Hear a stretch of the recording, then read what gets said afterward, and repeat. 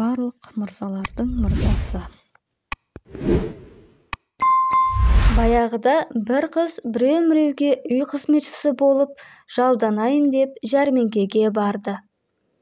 Біраздан кейін ұсқыны оғаштау бір жасамыс жентельмен оны жалдап алып үйіне әкелді.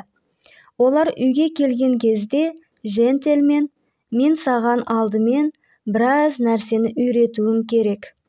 Өйткені менің үйімдегінің бәрі басқалардағыдай емес, ерекше аталады» деп ескертті. Сөйтіп ол қыздан: «Мені қалай деп атайтын боласың?» деп сұрады. «Қожайын дейін не мистер дейін, қалауыңыз білсін, сэр» деп жауап берді қыз. Алайда үй иесі оған қарап: «Жоқ, сен мені барлық мырзалардың мырзасы деп атауға тиіссің» деді де: «Ал сеніңше мынау қалай аталады?» деп кереуетті көрсетті. «Төсек не кереует?» «Қалауыңыз білсін, сэр» деді қыз. «Олай емес, бұл менің аққуым. Ал мынаны қалай деп атар едің?» деп сұрады ол өзінің панталонын көрсетіп.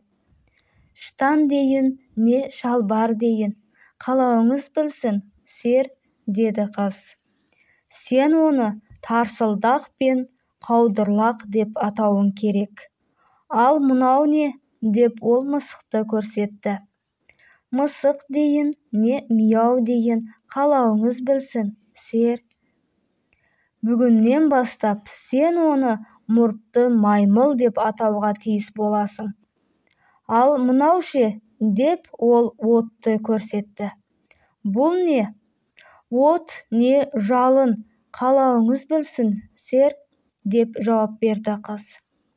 «Сен оны қызыл атеш деп атауың керек болады.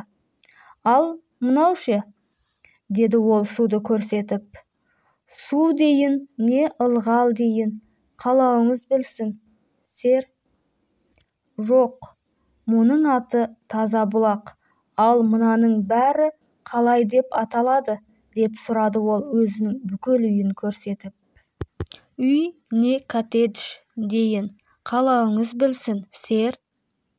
Сен мұны тау біткеннің тауы деп атауға тиіссің». Түн ортасында зәресі ұшып қорыққан қызметші қыз үй иесін айқайлап оятты. «О, барлық мырзалардың мырзасы! Аққуыңнан тез түс те, тарсылдағың мен қаудырлағыңды киіп ал. Мұртты маймылдың құйрығына қызыл әтештен ұшқын түсті. Өзіңнің таза бұлағыңды алып тезірек ұмтыл. Ұмтылмасаң, қызыл әтеш сенің тау біткеннің тауыңды түгел шарпиды».